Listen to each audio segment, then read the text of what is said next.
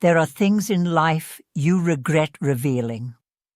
I learned this too late. I'm 74 years old, and I've spent decades watching my words destroy what I built. Relationships, trust, peace, all because I couldn't keep my mouth shut. We live in a world where words have power, where one sentence can ruin you, where the people you trust the most can hurt you the deepest. I've made mistakes, terrible mistakes, and every single one started the same way. I opened my mouth when I should have stayed silent. You think you're close enough to someone. You think they'll understand. So you share. You reveal. You confess. And then it comes back, like a knife in the back. Sometimes people mean to hurt you. Sometimes they don't. But the damage is the same either way. As we get older, wisdom becomes survival. And the wisest thing you can learn is this. Some things should never be spoken, not to family, not to friends, not to anyone. Today, I want to share 5 secrets you must keep to yourself. Things that, once you say them out loud, you can never take back. Speaking your mind isn't always brave. Sometimes, it's just foolish. Because the wrong words don't just hurt others, they destroy you. If this resonates with you, hit that like button and subscribe. I'm Golden Hours. Let's begin. Secret number 1, your plans. Never tell people what you're going to do. Just do it. Then let them see the results. Let me tell you what happened to me. I was 32 years old, young, full of dreams. I had saved money for years. I had a plan. I was going to open a small bookstore in my neighborhood. Nothing fancy. Just a quiet place where people could come, sit with a book, drink coffee. I had found the perfect location. An old building on a corner lot. Big windows. Good light. I could see it in my mind. Shelves filled with books. Comfortable chairs. The smell of coffee and paper. I was so excited, so proud, and that was my first mistake. I told my family at Sunday dinner. My father said, "A bookstore? Who reads anymore? Everyone watches TV now." I told my best friend over drinks. He laughed. He said, "You run a business? You can't even balance your checkbook." I told my coworkers during lunch. One of them said, "That's a nice dream, but be realistic. You've got a stable job. Don't throw it away." One by one, they chipped away at it. They project their own fears onto you, their own failures, their own limitations, and slowly I started believing them. Maybe they're right. Maybe I'm not cut out for this. Maybe it's too risky. So I didn't do it. I stayed at my job. I kept my head down. I told myself I'd do it later, when the timing was better. But that day never came. And now, 40 years later, I drive past that building sometimes. Someone else opened a cafe there. It's successful. People line up outside every morning, and I think, that could have been mine. Here's what I learned. When you announce your plans, something strange happens in your brain. You get a little hit of satisfaction just from talking about it. Your brain thinks you've already done it. And suddenly, the urgency disappears. And worse? People will sabotage you, sometimes on purpose, sometimes without even knowing it. They plant seeds of doubt. They remind you of past failures. They list every reason why it won't work. So here's what you do. Keep your plans to yourself. Work in silence. When people ask what you're up to, say, "Same old, same old." Keep it vague. And then, when you've done it, when you've achieved what you set out to achieve, that's when you share. Because by then, it's too late for them to stop you. Remember this, silence is power. Secret number 2, your money. Never tell people how much money you have. Because money changes everything. Let me tell you about Robert. Robert is 73 years old, lives in Seattle, worked his whole life as an accountant. He saved, he invested, He lived below his means. By the time he retired, he had built something solid, not rich, but secure, enough to live well without worry, and Robert felt proud of that. So when his family gathered for Thanksgiving, and someone asked how retirement was treating him, Robert smiled. He said, "Great, no complaints. I'm set for life." Just that. One sentence, and everything changed. Within 2 weeks, his phone started ringing. First, his nephew, 23 years old, struggling with student loans. "Uncle Rob, could you help me out? Just $20,000. I'll pay you back." Robert hesitated. But family's family, right? So he helped. Then his cousin called. Needed money to start a business. $30,000. Robert helped again. Then his old friend from high school, medical bills, $15,000. Robert helped, then his neighbor, then his sister's husband, then people he hadn't spoken to in years. Everyone suddenly remembered Robert existed. Everyone suddenly needed help, and Robert's a good man. He wanted to help, so he kept saying yes. 2 years later, his retirement fund was cut in half. But here's the worst part.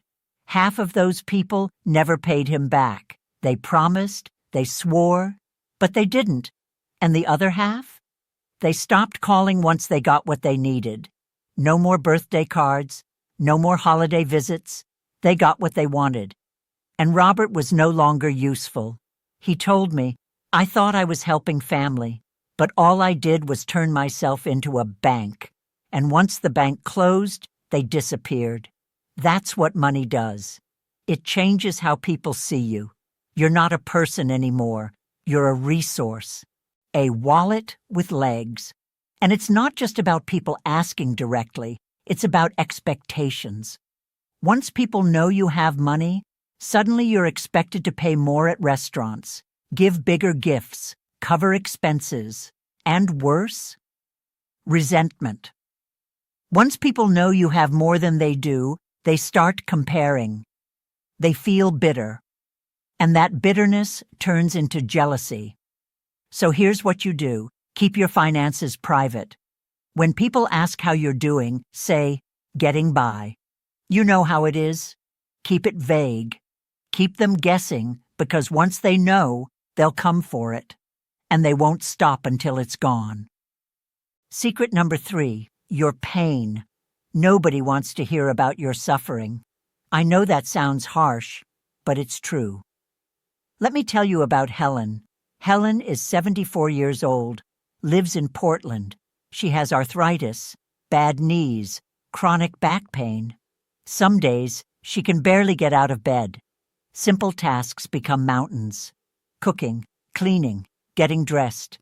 Everything hurts. And for a while, Helen was honest about it. When people asked how she was doing, she told them the truth. She said, "Not great. My knees are killing me. My back is worse. I barely slept last night." She thought she was being real, vulnerable. But something strange started happening. Her friends stopped calling. They stopped inviting her to gatherings. They stopped asking how she was. And Helen felt hurt, abandoned. But here's the truth. Everyone has pain, especially at our age. When you complain about yours, you're not bonding. You're burdening. You're reminding people of their own struggles. And nobody wants that. People have enough problems of their own. They don't need yours on top of it. Now, I'm not saying you should suffer alone. If you need help, ask for it. Talk to your doctor. Talk to your spouse. Talk to someone who can actually help. But don't broadcast your pain to the world. Don't make it your identity. Because here's what happens when you do. People start defining you by your pain. You become the one with the bad knees. The one who's always sick. The one who complains. And once that label sticks, they stop seeing everything else about you. They stop seeing your wisdom, your humor, your stories. All they see is your suffering, and they don't want to be around it. Here's what you need to understand. People respect strength. They admire resilience. They're drawn to positivity. When they're around you, they want to feel lighter, not heavier. So give them that. Put on a brave face. Stay positive. Not because you're pretending, but because you're choosing dignity over pity. Save your struggles for the people who can actually help. But to everyone else, be the person they want to be around. Remember this: your pain is yours to carry, not theirs to hear. Secret number 4. Your past, your mistakes, your regrets, your shame, keep them buried. Because once people know, they'll never let you forget. Let me tell you about Barbara. Barbara is 69 years old, lives in Atlanta, and she's carried a secret for 30 years. When she was in her late 30s, she had an affair. Her marriage was struggling. She felt lonely, neglected, and she made a choice she regretted for the rest of her life. The affair ended. She stayed in her marriage. Her husband never found out, and she spent decades carrying that guilt. It ate at her, kept her up at night. One day she met someone she thought she could trust, a friend from church. They'd known each other for years. Barbara thought, maybe if I tell someone, I'll finally feel better. So she told her. She told her everything: the affair, the lies, the guilt, the shame. And for a moment it did feel better, like a weight had been lifted. But that feeling didn't last long. Within 2 weeks, other people started looking at her differently, whispering when she walked by, avoiding her at church gatherings. Her friend had told someone, and that someone told someone else. And within a month, everyone knew. Barbara's deepest secret spread like wildfire. People who had known her for years suddenly saw her differently. They judged her. They gossiped about her. They excluded her. One woman said to her face, "I can't believe you did that. 30 years ago or not, that's unforgivable." Barbara left that church. She never went back. She told me, "I thought confession would heal me, but it destroyed me instead. I wish I had kept my mouth shut." Here's the truth. People say they want honesty. They say they won't judge. But they're wrong. Because when you tell people your secrets, you're handing them power. Power to judge you. Power to gossip about you. And it doesn't matter how long ago it happened. It doesn't matter if you've changed. Once people know, they'll never forget. And they'll never let you forget either. So here's what you do.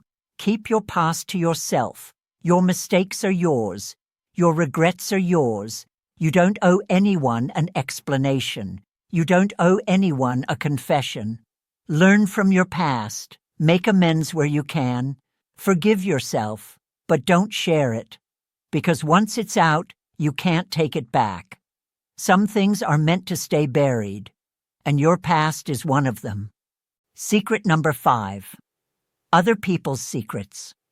If someone trusts you with their secret, take it to your grave. Let me tell you about William. William is 78 years old, lives in Philadelphia, and he lost his best friend because of one mistake. Years ago, his friend confided in him, something deeply personal, something painful, something he had never told anyone else. William felt honored, trusted, or at least he thought he kept it to himself. One night, William's wife asked him what was wrong. He seemed distracted, and William told her, just her, nobody else. He thought it would be okay. She's my wife. We share everything. But his wife told her sister, and her sister told her friend, and that friend told someone else. And before long, that secret was everywhere. William's friend found out, and he was devastated. He called William. His voice was shaking. He said, "I trusted you. I told you something I've never told anyone, and now everyone knows. How could you?" William tried to explain, tried to apologize, but it didn't matter. His friend hung up, and they never spoke again. William told me, "I lost my best friend over one conversation, one moment of weakness, and I can never get him back. Here's the truth. When someone tells you a secret, they're giving you something precious, their trust, their vulnerability.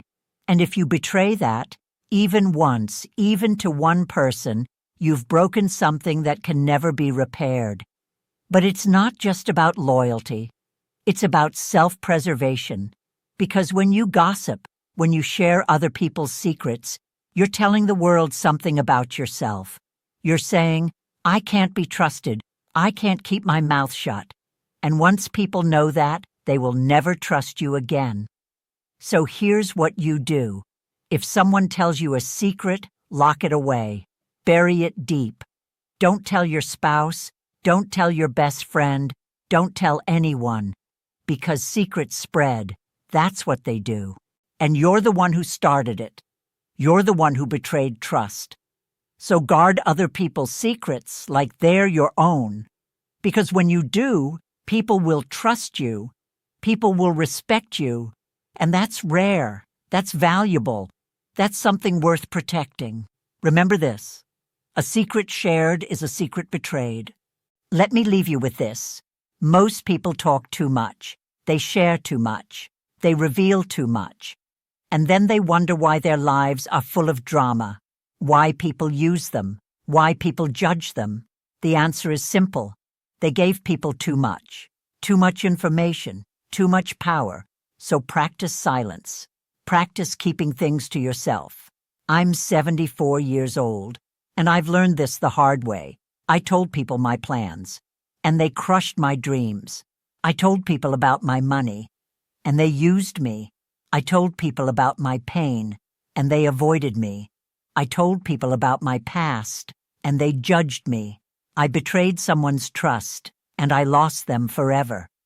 These are lessons I can't undo, mistakes I can't take back. But you don't have to make the same ones. Guard your plans, guard your money, guard your pain, guard your past, guard other people's secrets. Because once they're out, you can't put them back. Stay wise, stay silent, and stay strong. If this resonated with you, hit that like button and subscribe. Leave a comment telling me which of these 5 secrets hit home for you. I'm Golden Hours. And remember, your silence is your power.